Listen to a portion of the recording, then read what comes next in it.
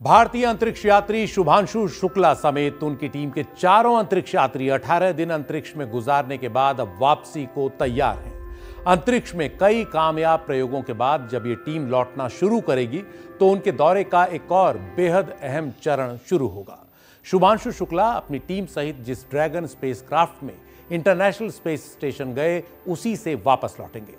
Spacecraft का international space station से जुड़ना जितना जटिल है उतना ही जटिल उससे अलग होना भी। ये कैसा रहेगा इसे तस्वीरों में दिखाने के लिए हम इसी साल मार्च में ड्रैगन स्पेसक्राफ्ट से सुनीता विलियम्स और उनकी टीम के लौटने की तस्वीरें दिखा रहे हैं जब उनका dragon spacecraft international space station से अलग हुआ। शुभांशु शुक्ला और उनकी टीम की वापसी भी ठीक इसी तरह होगी। उनका स्पेस शिप ड्रैगन भी ठीक इसी तरह इंटरनेशनल स्पेस स्टेशन से अलग यानी अनडॉक होगा। अनडॉक होने से पहले सभी यात्री स्पेसक्राफ्ट में बैठते हैं और हैच को बंद कर प्रेशराइज किया जाता है ताकि उसके भीतर दबाव सामान्य हो सके। इसके बाद उन सभी तारों को, वायर्स को अलग किया जाता है जो ड्रैगन को पावर सप्लाई करते हैं और इंटरनेशनल स्पेस स्टेशन से जुड़े हुए हैं। फिर उन सभी 12 हुक्स को वापस लिया जाता है जिनके जरिए ड्रैगन को हार्ड कैप्चर किया गया था या जकड़ा गया था। इस तरह ड्रैगन स्पेसक्राफ्ट एक बार फिर सॉफ्ट कैप्चर वाली स्थिति में पहुंच जाता है जैसे दो मैग्नेट आपस में जुड़ी हो। इसके बाद ड्रैगन अपनी बॉडी पर लगे 12 ड्रैको थ्रस्टर्स को स्टार्ट करता है जिसे बर्न 0 कहा जाता है। इसे बस कुछ ही क्षणों के लिए किया जाता है, सिर्फ इसलिए ताकि ड्रैगन स्पेस स्टेशन के डॉकिंग पोर्ट से धीरे धीरे अलग हो सके। स्पेसक्राफ्ट के कुछ दूर जाने के बाद डिपार्चर बर्न 1 की स्टेज आती है जिसे स्पेसक्राफ्ट की रफ्तार बढ़ाने के लिए इस्तेमाल किया जाता है। इस दौरान अपनी दिशा को ठीक करने और सही ऑर्बिट में पहुंचने के लिए ड्रैगन अपने थ्रस्टर्स को भी कुछ कुछ देर के लिए ऑन करता है। ऑर्बिट में पहुंचने के बाद आता है स्पेसक्राफ्ट की वापसी के दौर का सबसे मुश्किल भरा और जटिल समय, जब वो एटमॉस्फेयर यानी पृथ्वी के वातावरण में प्रवेश करता है।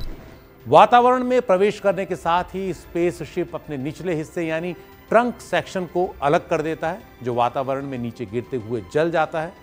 फिर कुछ देर के लिए स्पेस कैप्सूल जिसमें अंतरिक्ष यात्री होते हैं उसके थ्रस्टर्स ऑन हो जाते हैं और इस तरह ये स्पेस कैप्सूल को उस जगह पर पहुंचाया जाता है जहां से वो नीचे अपनी तय जगह जो है पहुंचे, जहां पर उसको उतरना है उसके रास्ते पर आ जाए।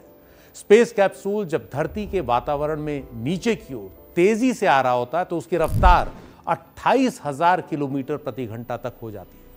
इस दौरान कैप्सूल को भारी फ्रिक्शन का सामना करना पड़ता है वातावरण से और इस कारण तापमान बहुत ज़्यादा बढ़ जाता है, उसके आसपास दबाव बहुत ज़्यादा बढ़ जाता है। इस दौरान स्पेस शिप को उसकी जो हीट शील्ड है वो इस गर्मी से बचाता है। स्पेस शिप के आसपास लगभग आग सी होती है जिससे उसके चारों ओर प्लाज्मा बन जाता है जिससे कुछ देर के लिए स्पेस कैप्सूल का संपर्क अर्थ स्टेशन से कट जाता है। यही वो क्षण होते हैं जब सब दम साध कर फिर से कनेक्शन के बहाल होने का इंतजार करते हैं।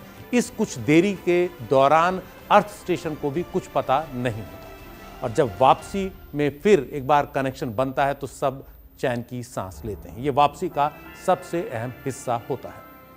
आपको याद होगा कि यही वो दौर था जब कल्पना चावला और उनके साथी अंतरिक्ष यात्रियों को लेकर आ रहा स्पेसशिप कोलंबिया जल उठा था। इसी दौरान उस स्पेसशिप के एक्सटर्नल टैंक की एक हीट शील्ड लॉन्च के वक्त ही निकल गई थी और उसी कारण लौटते वक्त कोलंबिया स्पेसशिप भारी गर्मी को नहीं झेल पाया और आग का गोला बन गया। लेकिन तब से टेक्नोलॉजी काफ़ी आगे निकल चुकी है। अब सबकी नज़रें ड्रैगन स्पेसशिप की कामयाब वापसी पर लगी हैं। सबसे मुश्किल क्षणों से गुजरने के बाद स्पेसशिप अपनी रफ्तार लगातार घटाएगा और इसके लिए पैराशूट्स को ऑन किया जाएगा। पहली बार 2 और फिर 4 पैराशूट ऑन होंगे जो स्पेस कैप्सूल की गति काफ़ी कम कर देंगे और फिर 15 जुलाई को दोपहर 3 बजे कैलिफोर्निया के तट पर यह स्पेसक्राफ्ट स्प्लैश डाउन करेगा यानी समुद्र में उतरेगा।